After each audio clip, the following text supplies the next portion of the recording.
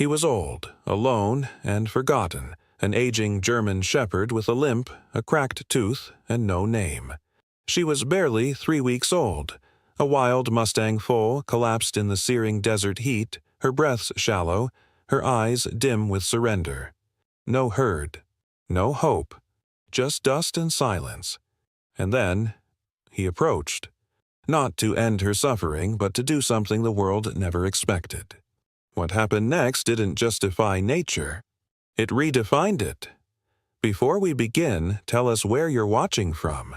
And if you believe compassion can cross species, if you believe even the forgotten still have purpose, hit that subscribe button. Because this one will make you believe in miracles born of dust, scars, and loyalty. Painted Hills, Oregon. Late summer. Temperature 105 degrees. Sky blindingly blue with a haze of heat waves above the canyon floor. The desert didn't whisper, it groaned. Each gust of wind lifted fine red dust from the broken crust of Painted Hills and swept it across the emptiness like whispers of forgotten time.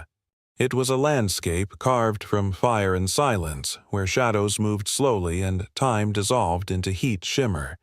And somewhere between two sun-bleached ridges and a dry gulch long abandoned by rain, a foal lay dying.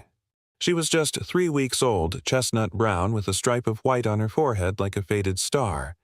Her name, though she did not yet have one, would later be Lark. Her legs, long and too thin for her body, trembled before they collapsed entirely. The storm, 2 nights ago, had cracked across the Oregon sky with violent brilliance, scattering her herd into the labyrinth of rock and wind. She had veered east when they had thundered west. Too young to understand, too small to be seen in the panic. Now she lay curled against the earth, her breathing shallow, the dust clinging to her sweat-drenched coat, eyes wide open but unseeing, glazed in fear and fading life. Far off, on the shadowed edge of a sun-baked outcrop, something stirred. His name was Echo. He moved slowly now, not from fear, not from caution, but from age. A German shepherd, once lean and strong with a black and tan coat that shone under floodlights, now dulled and graying along the muzzle and belly. His right hind leg carried a limp, the memory of a shattered joint from a fire rescue 6 years past. His left canine tooth was chipped at the base, the result of a desperate tug through chain link when a child was trapped behind it. His eyes, amber, flecked with tired gold, held no sharpness anymore. Just weight.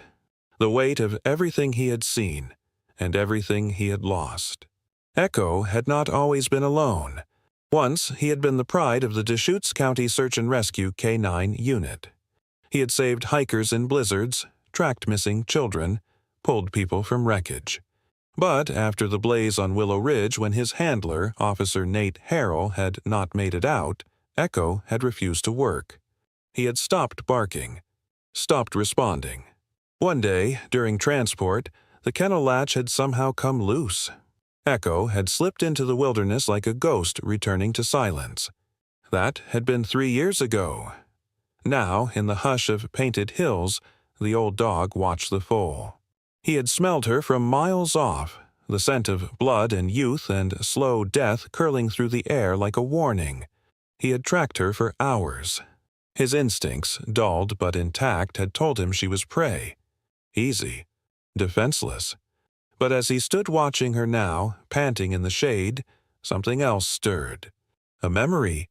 A command long past. Stay. Guard. Good boy. He took 1 step forward. Then another. Dust puffed beneath his paws. Lark didn't move. She was too far gone to react. Her ears flicked weakly at the sound, her chest rising so faintly beneath a layer of red grit that one might miss it altogether. Echo came within 20 feet. Sat. Then lowered himself stiffly, front legs stretched, his body resting in the dirt like an old soldier too tired to stand guard, but too loyal to leave. He watched. He did not approach. Not yet. Above them, the sky blistered into late afternoon, the sun bleeding orange over the mesas. Flies circled. The wind shifted. Far across the ridge, a white SUV jolted along a rough road, tires crunching gravel. Inside, a woman leaned forward behind the wheel, her brow furrowed against the glare. Her name was Dr. Emily Sloan, 33. Tall, thin, her frame always half lost inside the loose khaki shirts and field vests she wore. Her skin was sun-browned and freckled, especially across her nose, and her brown hair was tied in a short, low ponytail under a faded baseball cap. There was a quiet intensity to Emily, the kind that came not from age but from witness. She had worked too long with animals that died before help arrived. She had made a career of documenting wild herds across Oregon, but the solitude of it never left her untouched. There had been a boy once, a baby, hers, but he had come early, too early, and the silence after had changed her, not broken her, but bent her in ways that never quite unbent. She squinted into the distance. "I got a call this morning," she said aloud, though she was alone. "A foal. Separated. North quadrant. Rangers say it's probably dead already." She let out a slow breath. But maybe it isn't. The thought had haunted her all morning. Her fingers reached for her radio. "Jake? You there?" A crackle answered. "Yeah," came the voice of Jake Reed, 39, stocky, sunburned, with crow's feet dug deep around his eyes. He'd been a ranger in these parts for nearly 15 years. Once a forest firefighter, now assigned to animal observation patrols. His face was rarely without a layer of dust, and his humor was dry as the land he walked. But Emily trusted him. They had shared more than just data logs in years past. There had been field nights, near misses, and once a bear that made them both reevaluate how fast they could run. "I'm headed toward Sector D4, Emily said. "Got fresh tracks, looks like foal prints heading toward the lower creek bed." "I'll sweep from the south," Jake replied, "but I doubt it made it far." "Still worth a try." They cut the call. Back in the gulch, echo shifted. The wind carried a new scent now. Coyote. East. He rose again, nostrils flaring but didn't leave. He looked once more at the foal. She stirred barely, but it was enough. A twitch in the hoof. The faintest exhale that hadn't been there before. Echo lay down again, this time closer. 10 feet. 8. He would not leave. Not yet. The painted hills burned beneath the weight of late afternoon. The sun had shifted westward, casting gold-edged shadows across the ridges and drenching the earth in tones of rust and flame. A dry wind sighed through the scrub brush, rattling brittle sage and swirling the fine dust into restless spirals. Heat waves shimmered above the cracked soil, making the land appear to breathe. In the hollow near a dry creek bed, Echo stood with one paw slightly raised, his body stiff with purpose. The old German shepherd's gaze had not left the foal. Lark still lay collapsed on her side, her flanks twitching now and then in weak reflex. Her eyelids fluttered, dry and unblinking. Flies buzzed around her muzzle, but she was too weak to shake them off. She had not moved for hours until now.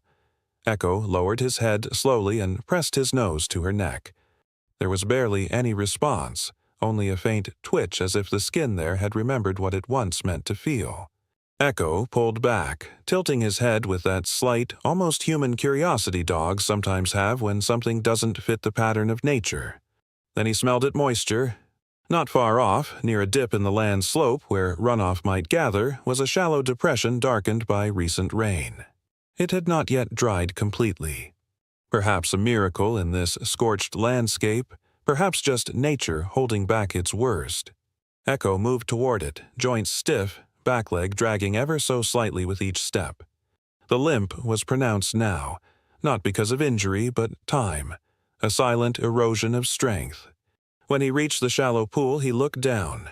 A ring of cracked mud framed a pool barely wider than his paw. The water was warm and stagnant, but still, it was water. Without hesitation, Echo bent and drank, not for himself, but to wet his muzzle. He padded back across the dust to where Lark lay motionless. Gently, he let the water drip from his mouth onto her lips. The moisture soaked into the dry dust on her nose. Her tongue twitched slightly, but she didn't rouse. Echo turned and went again. It took several trips, each one slower than the last, each breath a little heavier. On his third return, he lowered his head again and, with surprising tenderness, began to lick at her muzzle. The action was steady, deliberate-like he was trying to coax her back from some edge she was already falling over. Then he did something rare for a dog his age and history. He nudged her, not with the blunt intention of a predator testing prey, but with a careful pressure just under the chin. A communication. A plea. Lark's ear flicked. Then her head lifted, barely the width of a hoof-butt, enough for Echo to stop and watch with sudden stillness. Behind them, far on the horizon, two figures moved across the desert floor. Jake Reed, covered in a thin film of red dust, squinted through his binoculars while walking carefully over the uneven terrain. His uniform shirt clung to his back with sweat, the wide-brimmed ranger hat casting a shadow over a face etched by years under the sun. He walked beside Emily Sloan, who held a portable tablet displaying satellite positioning. Her movements were clipped, focused. Between them, a quiet urgency hummed. "I've got a signal ping off Unit 8C, Jake said, tapping the screen. "That's a mare from the western herd. If the foal belonged to her, and she bolted during the storm, she might have dropped near the southern slope." Emily nodded, wiping her brow. "She probably ran with the group into the northern mesa. The foal couldn't keep up." Her voice was strained, not from exertion, but from the quiet hope she was trying not to feed. "We're close. The tracker signal hasn't moved in 6 hours. If she's still alive, she won't be for long." Jake paused, lowering his binoculars. "You really think that old dog is the Echo from Willow Ridge?" "I don't know," Emily said softly. "But if it is, he was trained to guard. Not just people. Anything small, fragile, breathing." They walked in silence for a few more steps before Jake pointed to something faint, a drag line in the dirt, uneven but deliberate. Not a coyote trail. Not deer. Something heavier and limping. They followed. Meanwhile, Echo remained beside Lark, having settled onto his belly again. This time, closer his side, brushing against her flank. It wasn't just about water anymore. The heat was beginning to slip from the day. Soon, the desert cold would replace it, and Echo remembered that kind of chill in his bones. He had known what it was to lie beside someone to keep them alive. He leaned into her gently. She didn't flinch. From the canyon crest, Jake and Emily descended slowly, taking care to stay quiet. Jake's hand rested near the tranquilizer rifle slung across his back, not in threat, but in caution. "That's definitely a dog," he muttered. "Big one. Gray muzzle." "Look at the stance," Emily whispered. "He's not attacking." They watched from the ridge, still at a distance. Below, Echo lifted his head, ears swiveling. He had caught their scent before their voices. His body tensed, not in aggression but alertness. Then, slowly, deliberately, he stood and moved between the human's direction and the foal, planting himself as a silent barrier. Emily swallowed hard. "That's Echo." "That's gotta be him." Jake nodded, the confirmation soft in his throat. But they didn't move forward yet, not today. They watched, in awe and disbelief, as the old dog-scarred, silent veteran of both fire and loss stood over a dying foal like a sentinel of some ancient truce. Night crept toward them across the sky, turning the red dust purple and cooling the earth beneath it. Echo stood still as stone, waiting, deciding. Night fell hard and fast over the painted hills. The last threads of sunlight had unraveled beyond the horizon, leaving the desert cloaked in a violet hush. The red cliffs, so stark in daylight, now softened into shadows, and the sky above stretched wide and black, pricked with early stars. The wind changed with the light, no longer dry and scorching, but edged with a chill that crept through the low gullies and hollow creek beds. In the shallow dip near the dried-up watercourse, Lark had not moved since dusk. The faint rhythm of her breath was almost imperceptible, and her ears lay limp against her skull. Her small body, still coated in dust, barely retained the heat of the day. Echo remained beside her, his flank pressed gently to hers, offering what little warmth his scarred old body could share. His eyes stayed open, always open, and then they came. He heard them first. The subtle crackle of brush under padded feet. A whisper, not of wind, but of movement. Instinct sharpened in an instant. Echo's head snapped up, ears twitching. His amber eyes swept the darkness beyond the low ridge. The scent came next, musky, dry, tinged with blood. He knew it too well. Lynx. A small group, likely 3 or 4, drawn by the same scent of decay and weakness that had brought him here. But unlike Echo, they had no memory of duty, no bond to loss, no tether to anything but hunger. They were young, bold, and opportunistic night hunters testing the edges of their range. Echo rose, stiff and slow but deliberate. The sharp ache in his hips flared, but he didn't waver. He placed himself squarely between the approaching sounds and the foal. Behind him, Lark stirred faintly, the movement barely more than a breath. But for Echo, it was enough. She was alive. A rustle on the left, another on the right. Then silence. He growled, not loud, not showy, just a low, warning rumble that came from somewhere ancient inside him. A sound that had once frozen men in burning rubble, halted search parties mid-step. It vibrated through the ground and across the dry stone. Nothing moved. For a heartbeat, the world held its breath. Then a figure crept into the open low to the ground, eyes glowing faintly in the starlight. The lynx was lean, with a torn ear and matted fur, its ribs faintly visible under a coat of desert tan. It paused just within view, head low, shoulders hunched. Echo stepped forward. Not fast. Not aggressive. Just firm. Unyielding. The lynx hesitated. Then came a second smaller, younger slipping from the brush behind the first. And a third, more distant, barely a silhouette. Echo stood his ground. He didn't bark. Didn't charge. He simply stood, tail stiff, ears back, muscles trembling with the effort of defiance. The first lynx advanced half a step, eyes on the foal behind him. Echo bared his teeth. A gust of wind swept between them, scattering dust. The lynxes exchanged glances, primal calculations flickering between them. One growled, soft and guttural. Then they began to back away. One by one, reluctant but uncertain, the young predators slipped back into the brush, the sound of their retreat barely audible over the wind. Echo remained frozen in place long after they had gone, his eyes searching the dark for movement that did not return. Only when the night grew still again did he turn and slowly lower himself beside Lark once more, pressing into her gently, exhaling a heavy breath through his nose. The danger had passed. For now. Far off, several ridges away, Emily crouched in the pale beam of her flashlight, brushing her fingers along the edge of an unusual paw print in the sand. It was too large for a coyote, too deliberate in its placement. The claws had pressed clearly into the dust-no retraction like a cat's. A straight line of prints moved north by northwest. What struck her most was the slight drag mark accompanying the rear right paw. A limp. She stood and looked up at Jake, who had paused behind her, surveying the terrain with a ranger's tired eyes. "It's a dog," she said. Jake leaned in. "Coyote?"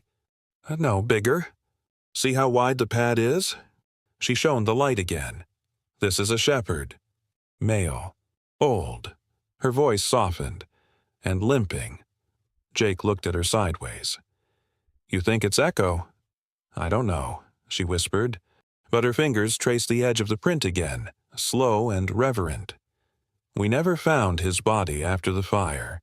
We assumed he fell. But if he got loose," Jake sighed. 3 years, Emily. That's a long time for a domestic dog to survive out here. Not if he wasn't just a dog." Jake didn't argue. They had both seen Echo pull a child from a house seconds before it collapsed. Had watched him search through fallen trees after a mudslide with blood on his muzzle but no hesitation in his steps. Emily stood slowly, her eyes scanning the darkness. "If that's him," she said quietly, "and if he's with that foal, he's not leaving her." Not until someone makes him. Jake nodded. Then we better not try tonight. Let him do what he came to do. They resumed their slow hike back toward the truck, the light from their lamps fading as they moved behind a ridge. Back in the hollow, Echo lifted his head once more. His ears twitched, but this time not from danger. The wind had changed direction. No predator scent. No human scent. Just quiet. Lark shifted again, her body pressing more firmly into his side, though still too weak to rise. Her ear twitched at the breeze. Echo lowered his head and closed one eye. The other stayed open. Always open. Dawn had not yet arrived, but the eastern sky began to bleed a dull slate gray into the stars. The cold crept in steadily now, the kind of desert cold that didn't bite, but seeped deep into joints and bones. Even the wind had grown quiet, as if holding its breath for what was to come. Jake Reed adjusted his shoulder strap and wiped his brow with a sleeve now streaked with reddish dust. His boots crunched lightly on the uneven gravel as he climbed the last of the incline, the flashlight in his right hand cutting a thin white beam across the gnarled sagebrush. He moved with the cautious confidence of a man who had walked this kind of terrain 100 times. But tonight, something about the air, the silence, the prints they followed, it made him tread softer than usual. Behind him, Emily Sloane paused at the base of a boulder, her breaths shallow but controlled. The wind had teased loose a few wisps of hair from under her cap, now clinging damply to her temples. Her olive field vest was zipped up to her neck, the collar turned high against the chill, and her gloved hands gripped the tablet showing the fading GPS signal. "Still moving?" Jake asked without turning. Emily shook her head, voice low. "No, it's stationary. Right here." She pointed ahead to a flat stretch just beyond the cluster of jagged rock formations. "Unit 8C hasn't pinged for over 30 minutes. This has to be where she lost the foal." Jake nodded and raised his flashlight again. "Let's go slow." They stepped forward as one, boots sinking slightly into the silt. The landscape opened into a natural hollow flanked by 2 sandstone shoulders. Emily reached for her headlamp and clicked it on with a soft buzz. The light swept in a smooth arc across the basin and froze. Jake stopped breathing. There, in the narrow circle of light, was a sight neither of them could have prepared for. A foal, small, skeletal, collapsed against the dust, limbs tucked awkwardly beneath its body. Dull chestnut fur matted with grit. And beside it, not snarling, not feeding, not pacing like a feral beast, but standing with his head lowered toward the foal's muzzle, was a dog. A large German shepherd, coat dulled with age and travel, patches of gray fanned across his flanks and muzzle. One ear bent slightly forward, the other notched at the top. His hind leg trembled slightly as he shifted weight, revealing the unmistakable trace of a limp. A dented leather collar, its tag long lost, clung loosely to his neck like a forgotten memory. His mouth, darkened with moisture, dripped water gently across the foal's dry lips. Then he stepped back, turned, padded slowly to a nearby shallow dip in the terrain, lowered his head to the dark puddle there, and drank just enough to carry it back.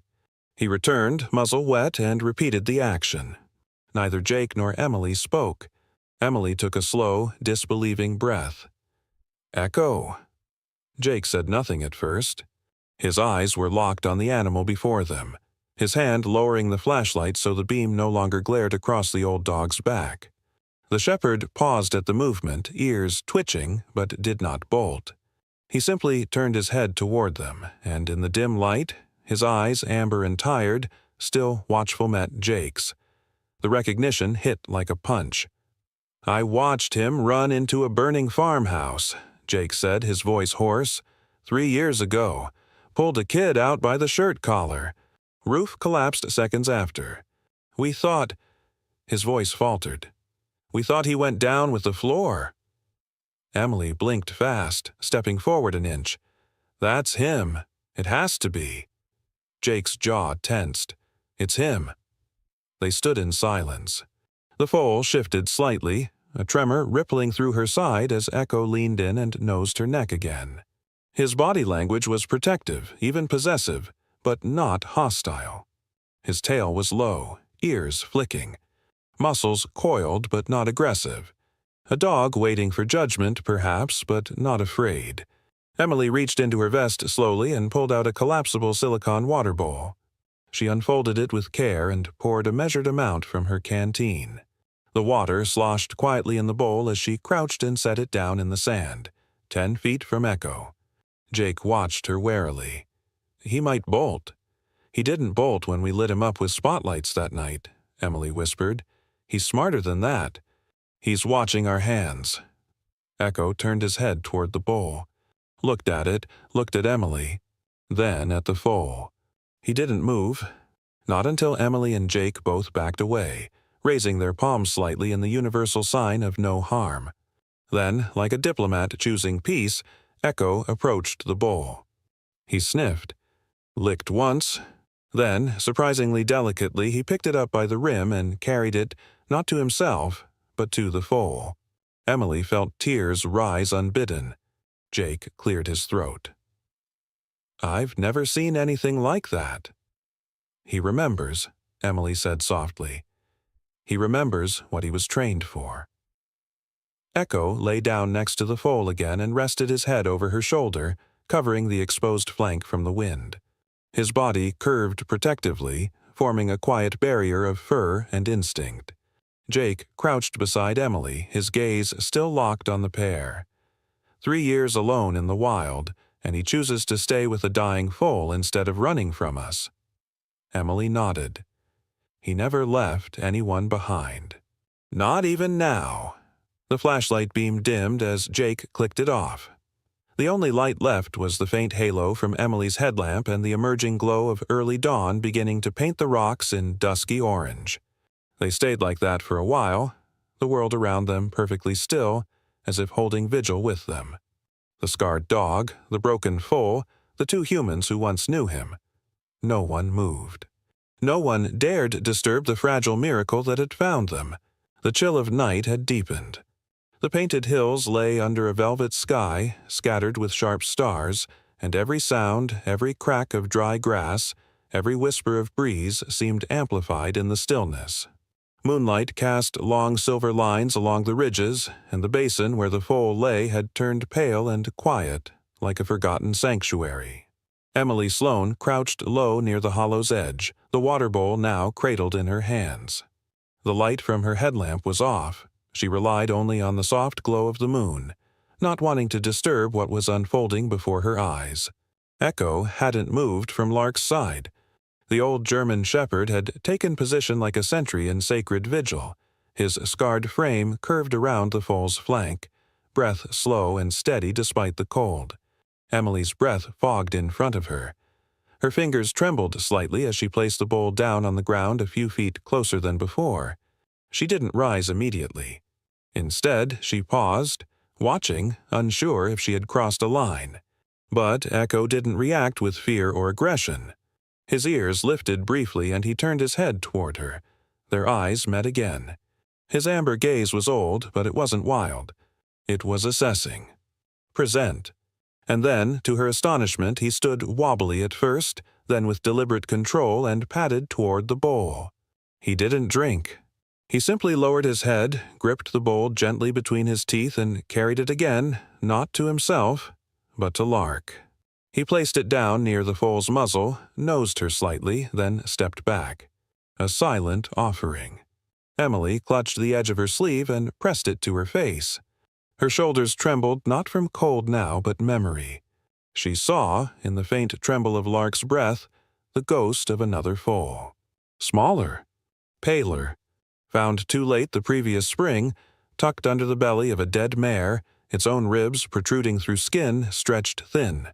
She'd worked tirelessly that day, fees, hydration, heat packs, but it hadn't mattered. The little one had slipped away in the early morning hours, and Emily had never forgiven herself. But this was different. She turned her face from Jake, who stood a few feet away, arms crossed tight over his chest. He said nothing, just watched the dog, the foal, and the woman kneeling in silence. Jake Reed, for all his rugged, exterior dust-coated boots, Weather-hardened hands and voice rough as sandpaper had always carried more weight in his silences than in his words. He had seen enough death in the forest fires of Montana, enough wounded wildlife put down, enough failed rescues to build an armor around his expectations. But tonight, he didn't know where to put that armor. So he left it in the silence. Echo returned to Lark's side and lay down again. His movements were slower now, stiffer, the strain on his rear leg evident. But he didn't flinch. He pressed himself once more against the foal's side, warming her, shielding her. "I think we should stay," Emily said softly, still crouching. Jake nodded. "We're not dragging her out tonight. Not in this cold. Not in that state."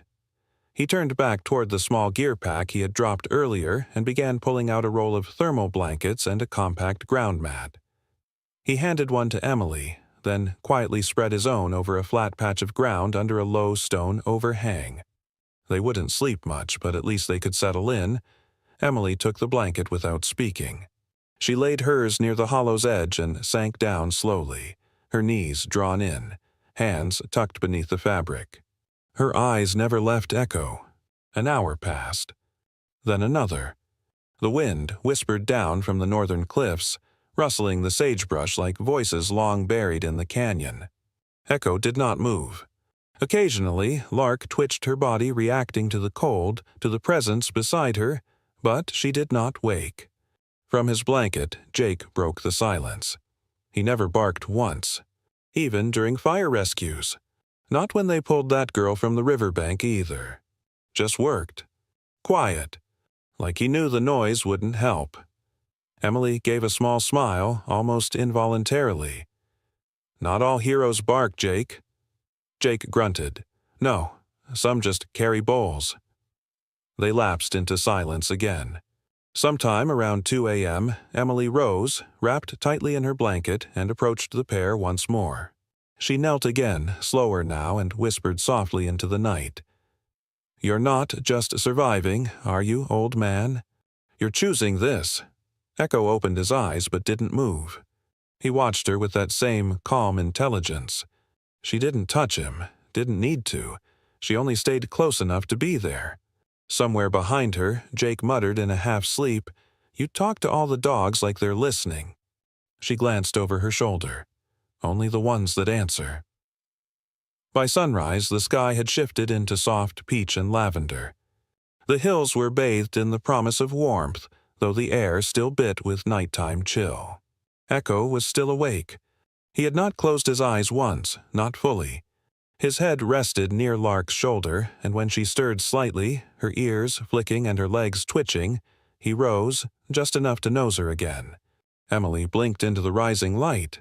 She reached for her canteen and took a careful sip, then poured the remaining few ounces into the now empty bowl. She placed it down once more, this time without retreating. Echo looked at her, then nudged the bowl toward Lark. The line between animal and human had never felt so thin.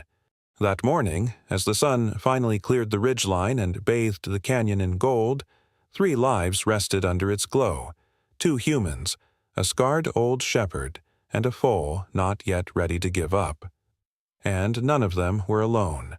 The morning sun had risen high enough to warm the stone ridges, casting sharp shadows along the basin's edge and turning the dusty red hills into a canvas of gold and amber. Birds circled lazily above in the open sky, and the silence that had reigned through the night began to lift subtle rustles, wind brushing through dry sage, and the faint creak of weathered boots on stone as Jake stirred beside his mat. Emily was already awake, sitting cross-legged beside the hollow.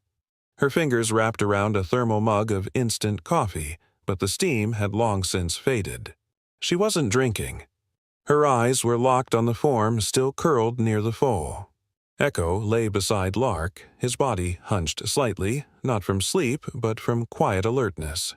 His ears flicked with every bird call, every shift of breeze. His muscles trembled now and then, not with fear, but with the aching fatigue of age. Yet he had not moved from his post. Not all night. Emily noticed the way Lark's breathing had changed. It was slower, more rhythmic, not as shallow. A hopeful sign. She was about to say something to Jake when Echo lifted his head sharply, his nose cutting through the air like a blade. A second later, Emily caught it too. Something was wrong with the wind. The scent had changed. Jake stood, hand moving automatically to the rifle slung over his back. "Coyote," he said under his breath. "Multiple." But it wasn't just coyote. Within moments, a faint growl rolled across the rim of the basin, low, guttural, and close. From the shadows near the sandstone ledges, figures emerged. 4 coyotes, lanky and wiry, their coats patchy from the late summer molt, eyes sharp with hunger. The lead one, a grizzled male with a torn ear and pale gray fur streaked with beige, stared directly at the foal. His ribs showed beneath his fur, and his tail swayed low, almost lazily. Emily froze. "They smell blood." Jake nodded grimly, stepping forward. "Stay behind me." But before Jake could even raise his weapon, Echo was on his feet. The old shepherd's stance changed in an instant. His front legs planted firm, chest puffed forward, tail low but stiff. A growl rumbled from his throat, deeper, more primal than anything other human had heard from him before. His lips curled slightly, not in wild rage but with controlled warning. The lead coyote stepped forward. Echo responded by advancing 2 steps, his body trembling but defiant, standing directly between the predator and the foal. Lark whimpered faintly behind him. Emily whispered, "No, Echo. Stay back, you're not." But Echo didn't move from his position. The standoff lasted 5 seconds. Then 10. The lead coyote let out a yip, high-pitched and sharp. Another flanked left, sniffing toward the far edge of the basin. The pack had clearly done this before. But they hadn't expected the dog to hold his ground. Jake took aim not to kill but to buy time. He raised his rifle, pointing skyward, and fired once. The sound shattered the calm like a glass pane under a hammer. 3 coyotes bolted immediately, tails tucked. But the lead male hesitated, his yellow eyes locked on Echo's. Echo growled louder, staggering slightly but never stepping back. Another second passed, then the last coyote spun and retreated with a snarl. Silence returned. It hung like a held breath. Echo stood shaking, his body taut, breaths coming quick. One front leg buckled slightly beneath him, but he caught himself before falling. His eyes never left the direction the coyotes had gone. Emily rushed forward, crouching beside him, hands open. Hey, easy," she whispered. "You're okay." Echo didn't respond. He remained still for a long moment, then slowly turned his head to check Lark. The foal was awake, barely, but blinking, aware. Jake approached, lowering his rifle. He wasn't bluffing, he said softly. He was going to fight them. All of them. Emily didn't answer right away. She was staring at the old dog, her throat tightening with the weight of too many thoughts. "He would have died for her," she whispered. "He nearly did." She turned to Jake. "We can't leave them out here." Jake sighed, glancing toward the direction of the coyotes. "I know, but this terrain's rough. We'd need the ATV team. Maybe the sling stretcher for the foal. I'll call it in." Emily reached into her jacket and pulled out a field radio. Her fingers trembled slightly as she tuned it to the local ranger channel.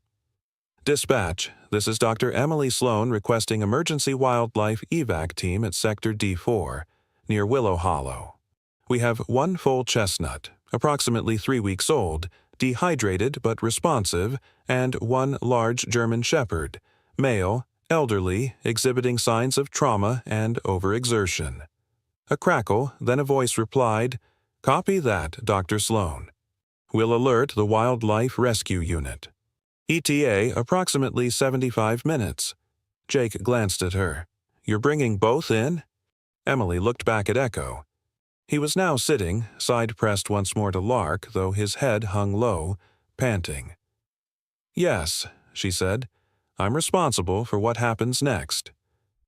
Jake raised an eyebrow. "Since when do you take dogs home?" "I'm not taking him home," Emily replied. tone gentle but certain. "I'm taking him to the only place that might give him a second chance." He studied her face, then gave a slow nod. "I'll get the med kit." As Jake walked away, Emily remained crouched near Echo, her fingers hovering near his coat but not yet touching. "You don't know me," she murmured, "but I've watched you do more in one night than most people would in a lifetime. You've earned more than survival, Echo. You've earned rest." Echo's eyes met hers briefly, and in them she saw no defiance, no fear, only the deep, quiet knowledge of a being who had chosen mercy over instinct. He laid his head back on Lark's shoulder. They would wait together, and this time, help was truly coming. The hum of the recovery center in Carson Valley was a soft, measured rhythm footsteps along concrete floors, the muted beeping of monitors, the hiss of misting fans. Morning sunlight spilled through the high windows, catching in dust motes that floated lazily above the padded enclosures. It smelled of antiseptic and hay, of healing and uncertainty. In one of the larger rehab stalls, Lark lay curled on a thick bed of straw, her body thin but stronger now, the sheen returning to her chestnut coat. A fleece blanket, patterned with faded sunflowers, had been gently draped across her back during the night.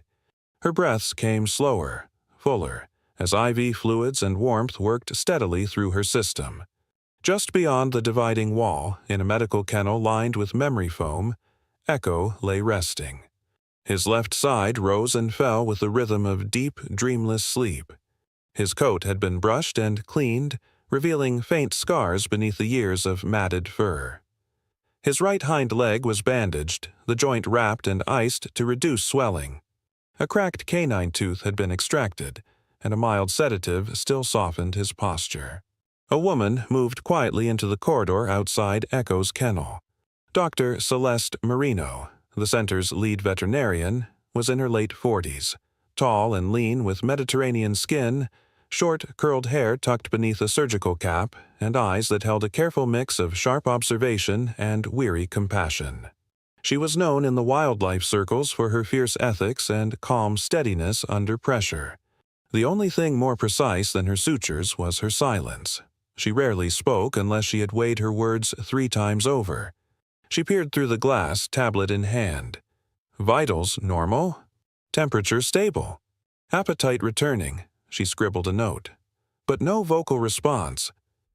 Behind her, Emily approached with a cup of coffee clutched in both hands. Her eyes were tired, but her posture held a new kind of energy purpose shaped by awe. "He hasn't barked once," she said, voice soft. "Not even during the procedure." Dr. Marino nodded. "Some dogs bark because they fear. Some because they fight. He doesn't do either. He waits." Emily stepped beside her, eyes on the sleeping shepherd. He waited for her. Dr. Marino turned. And now he waits for what? Release? Death? Emily glanced toward the next stall. Maybe just her voice. Dr. Marino raised an eyebrow but said nothing. She left Emily in the corridor and moved on, her footsteps vanishing down the sterile hall. In the adjacent stall, Lark stirred. The foal's ears flicked. Her nostrils flared. Then barely audible a breathy, high-pitched nicker slipped from her throat. Echo's ears twitched. Emily froze. The shepherd stirred in his kennel, head lifting slightly, eyes fluttering open with effort. For a second he simply blinked into the light. Then the sound came again, softer now, but unmistakably from Lark.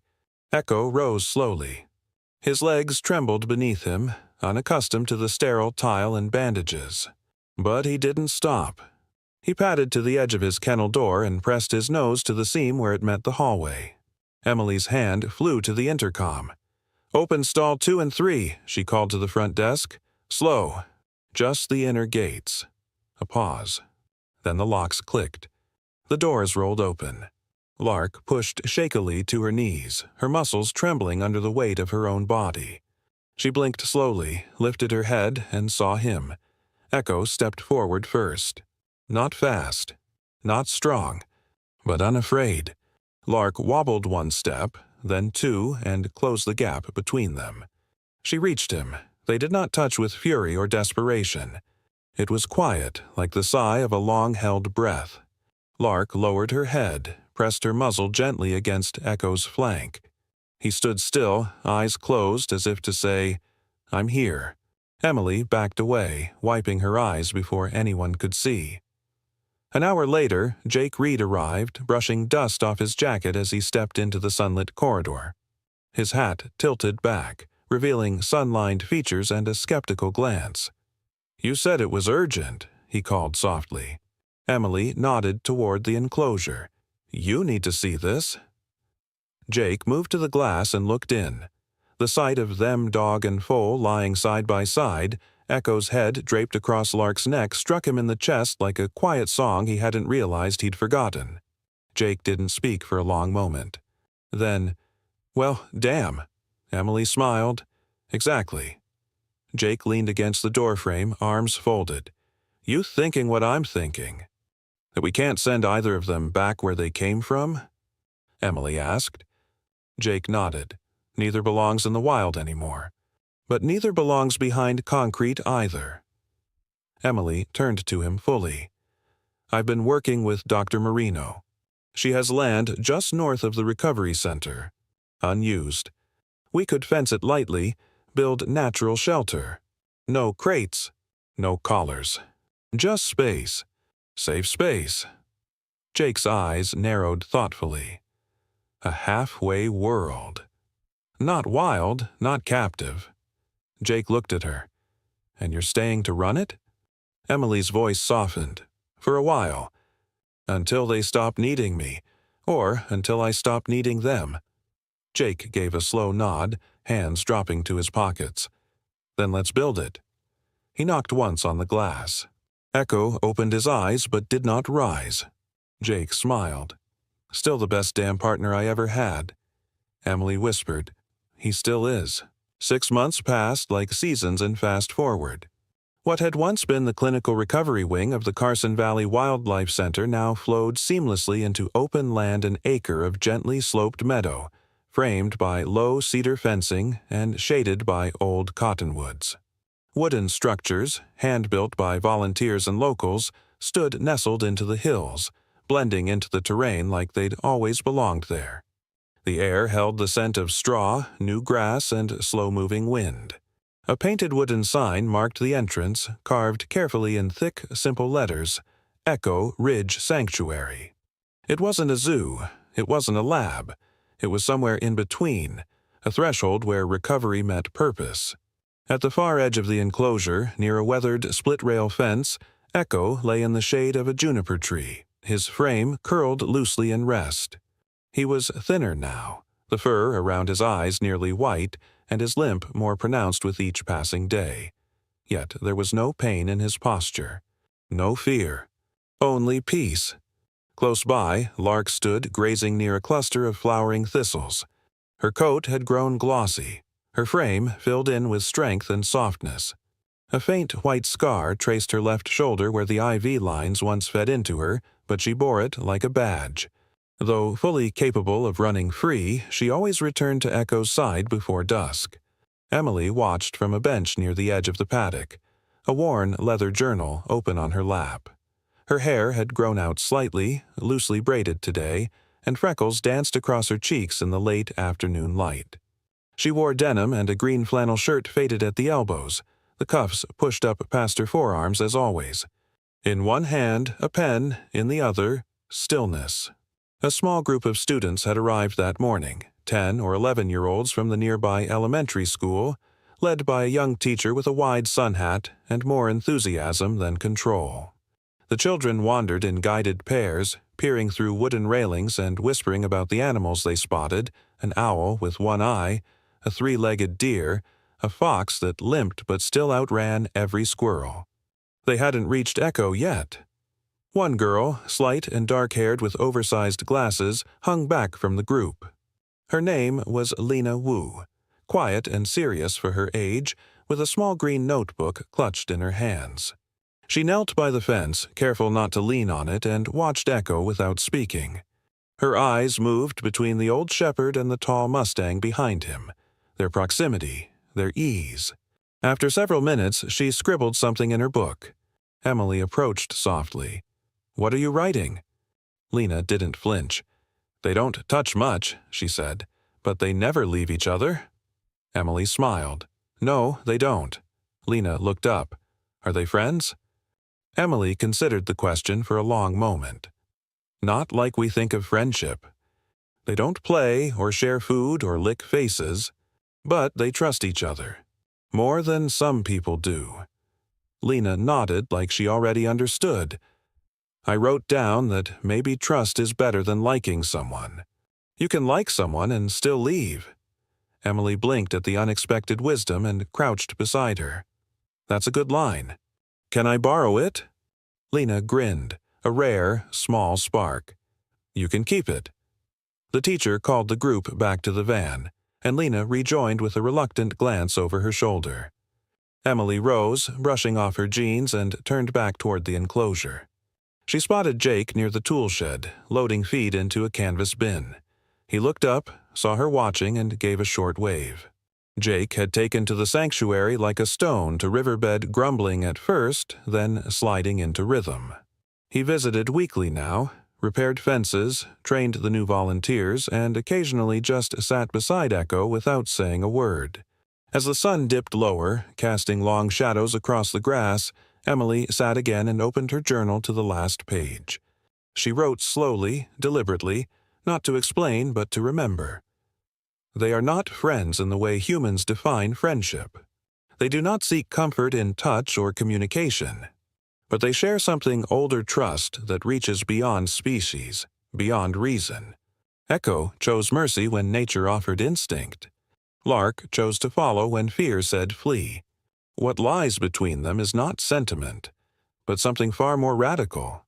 The belief that another being, so different from oneself, can still be worthy of protection. She paused, glancing up. Lark had lowered herself beside Echo now, their sides barely brushing. Neither moved. Emily resumed writing. "If that's not something we should learn from, then what are we doing with all this knowledge and no wisdom? Echo's legacy isn't that he lived. It's that he chose. And in choosing, he gave us a map back to decency. We didn't rescue him. He reminded us how to rescue each other." She closed the journal. At the fence, Echo stirred. His head lifted briefly, eyes blinking into the orange light. He turned his gaze toward Emily and held it. Just a second. Just enough. Then he lowered his head and slept again, the Mustang at his side, the world quiet for once, not in pain, but in promise. Sometimes God doesn't send angels with wings. He sends them with tired eyes, limping legs, and a heart that still chooses kindness in a cruel world. Echo was just an old dog. Lark, just a lost foal. And yet in their silent bond we witnessed something sacred, a mercy that defied nature, and a love that asked for nothing in return. It wasn't instinct. It wasn't survival. It was grace. Maybe you're walking through your own desert right now, feeling alone, forgotten, worn out by the world. But what if someone somewhere is waiting to protect you, guide you, or simply lie beside you until the storm passes? What if you are that someone for someone else? Echo didn't save Lark to be seen. He did it because he still believed. And maybe that's the miracle when hope lingers in the ones we least expect. If this story touched your heart, please share it, leave a comment, and subscribe to hear more stories of faith, love, and second chances. And if you believe that compassion is never wasted, no matter what form it takes, type Amen in the comments.